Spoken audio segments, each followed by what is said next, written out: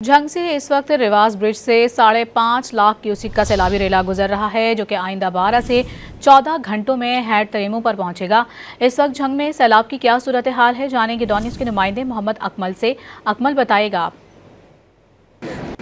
जी, इस वक्त जो रिवाज ब्रिज है वहाँ से 5.5 लाख का सैलाबी रेला गुजर रहा है और चनियोट से आने वाला 8.5 रेला इसके साथ शामिल होगा। अगर हम इस वाले में बात करें कि इस वक्त जंग की क्या सूरत हाल है, तो जंग में तकरीबन 150 के करीब देहात जो है वो मुतासिर हो चुके हैं, जिनसे तकरीबन ज़िला इंतज़ामिया ने 2 लाख से ज़ायद अफराद को जो है वो अब रिलीफ कैंपों में पहुँचा दिया है। अगर इस हवाले से हम दूसरी सैलाब ज़दगान की बात करें तो सैलाबी इलाकों से अब तक तकरीबन 200 अफराद को रेस्क्यू करके महफूज मकामात पर मुंतकिल किया जा चुका है।